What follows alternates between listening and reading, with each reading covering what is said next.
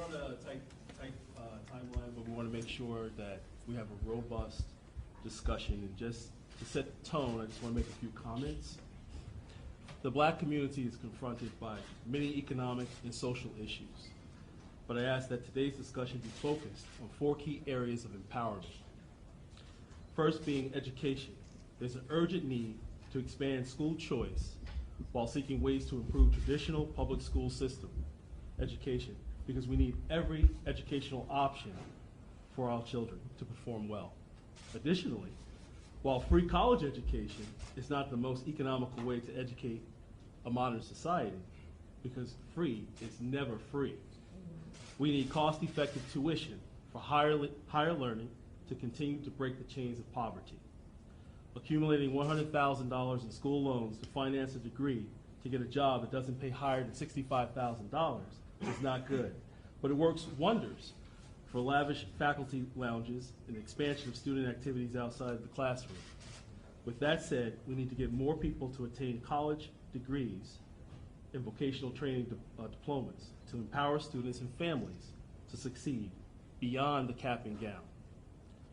Second, well-paying jobs. We know nearly doubling the minimum wage will cause small business to make survival decisions and crush job opportunities for low-skilled workers. But we also know that we need to spark investment in industry to procure vibrant employment opportunities for blue and white-collar workers across America. Small business ownership and financial literacy are sorely needed to build wealth as well as to close the income gap. Some of us may be familiar with the saying, it's either own or be owned. Investing in real estate, financial markets, and small business will certainly close the income gap and allow individuals to control their destiny and enrich the American experience. How do I know? Because that's the way the rich get richer. So that's the game we need to learn and play. The role of government can help establish an economic environment to increase opportunities and then get out of the way. Last but not least, we need to advocate for criminal justice reform with workforce development to reduce recidivism. America is the land of the free, but many suffer from unfair prison sentences stemming from criminal justice laws passed by the Clintons in the 1990s. For example, approximately 60% of New York State prison population comes from 7 neighborhoods in New York City. Now, I don't speak for every black person in America, but my name is John Burnett, and I approve this message.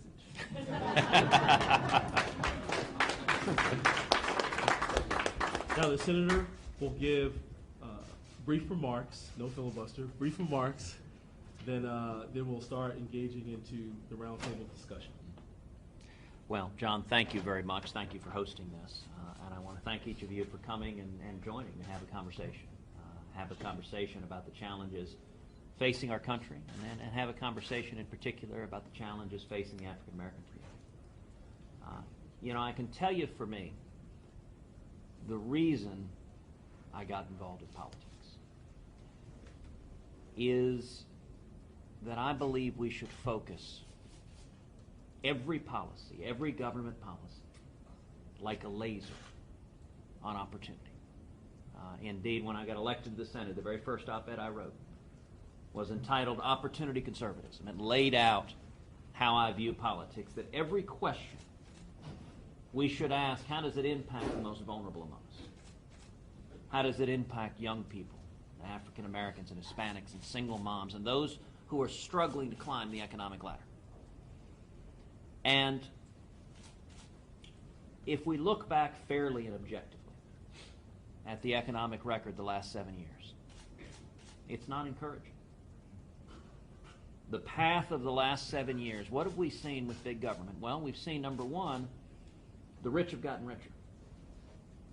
The top 1%, the millionaires and billionaires that a lot of politicians demagogue, today they earn a higher share of our income than any year since 1928.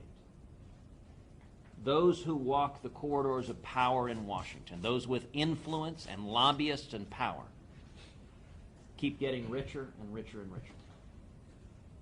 And the people who are getting hammered are those who are struggling, are the most vulnerable.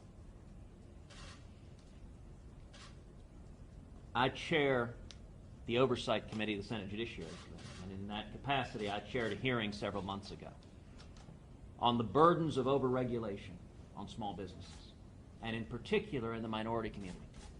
We heard from a variety of witnesses about what overregulation does. I'll tell you, one witness who testified was a woman named Sabina Loving. Sabina Loving is an African-American woman, single mom from the south side of Chicago. And she started a small business helping people do tax preparations. She dreamed of doing this. She opened it up on the south side, and her business was starting to prosper. Well, the IRS decided they didn't like people having businesses helping others prepare taxes. And so they took a more than 100-year-old statute. It was called the Dead Horse Statute. And they interpreted it to say that anyone doing tax preparation had to be licensed by the IRS and had to pay for it, which would cost Sabina Loving thousands upon thousands of dollars. She couldn't afford it. Now, in a classic move of Washington, they exempted lawyers and accountants. So if you were a lawyer, you were an accountant, you didn't have to be licensed. But if you're not a lawyer and accountant, then it's going to cost you real money. And that's often how the corruption of Washington works. You know, I wrote a book last year called A Time for Truth. And it talks a lot about what I call the Washington cartel, which is the career politicians in both parties that get in bed with the lobbyists and grow government and gang up on the little guy. Well, Ms. Loving took the IRS to court. She sued the IRS. And the court ruled for her, struck it down, said the IRS has no power to punish your business. I would encourage anyone, if you want to see her testimony, you can go. I mean, it was testimony in a Senate hearing, but it was powerful just to hear her telling the story. Why is the government being used to favor the lawyers and accountants over my business that I'm trying to start? My campaign for president is focused very directly on three key issues: jobs, freedom, and security. And when it comes to jobs, what I understand is what y'all understand, which is that jobs come from small businesses. 2/3 of all new jobs come from small businesses. Why has the economy been stagnant for 7 years? Because the federal government has been hammering the living daylights out of small businesses. When you put crushing regulations, crushing taxes on small businesses, jobs go away, wages stagnate. And the people who are hurt by that are not the rich. You know, I try to think of every issue from the perspective of my dad. In 1957, my dad fled Cuba. He came to America. He had been in prison. He'd been tortured in Cuba as a teenager. And when he got here, he was 18. He couldn't speak English. He had $100 sewn into his underwear. And he got a job washing dishes, making 50 cents an hour. And I try to think of every policy. How would it have impacted my dad if my dad were still washing dishes today? If my father were washing dishes today, the odds are very high he would have lost his job or never been hired, because it's the teenage kids washing dishes who are losing their jobs with the crushing taxes and regulations. Or if he was lucky enough to have kept his job, the odds are overwhelming he would have had his hours forcibly reduced to 28 or 29 hours a week, because Obamacare kicks in at 30 hours a week. And you can't feed your kids on 28, 29 hours a week. Those are the people that are getting hammered. And so my focus is on lifting the taxes, lifting the regulations, lifting the burdens on small businesses so small businesses can expand. And what we understand, look, this is a room of business leaders. This is a room of people who've built your career. The first job you get is typically not the last. But it is that first rung on the economic ladder. You know, for my dad, he started washing dishes. Now, why did he get that job? Because he couldn't speak English. And you didn't have to speak English to take a dish, put it under hot water, and scrub it. He could do that in any language. Now, in time, he learned English pretty quickly. He got his next job, which was as a cook. Now, that was a better job. That paid 80 cents an hour. He liked that better. His hands weren't all bright red and scalded all the time, and he got to eat while he was cooking. And he kept paying his way through school. Then his next job, he got hired as a teaching assistant, teaching math at the University of Texas. And then his next job, he got hired as a computer programmer at IBM. And then a few years later, he and my mom started a small business together. Today, my dad's a pastor. John and I share that. We're both PKs, which is a wonderful fraternity to be a part of. But you think about it, if my dad doesn't get that first job,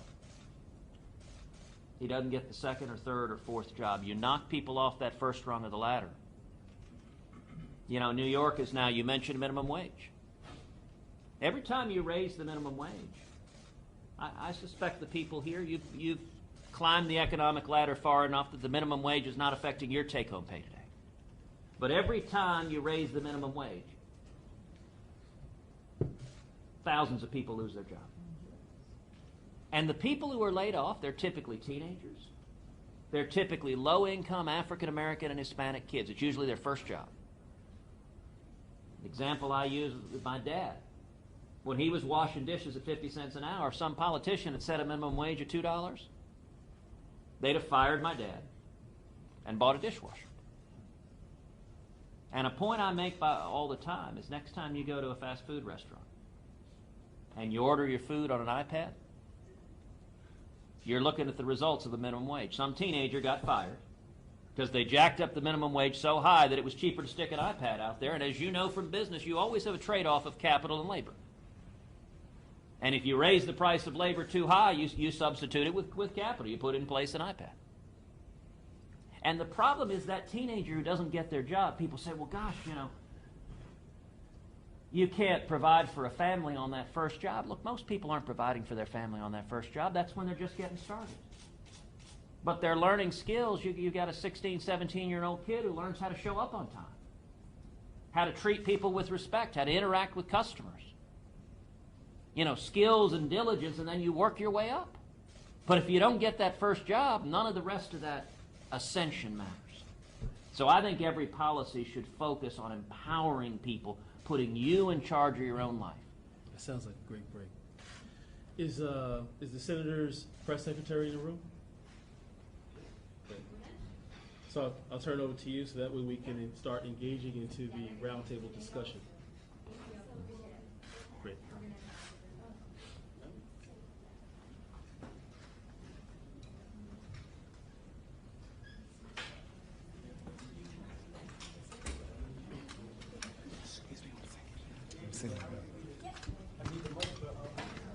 Oh, Barbara. See it? Okay.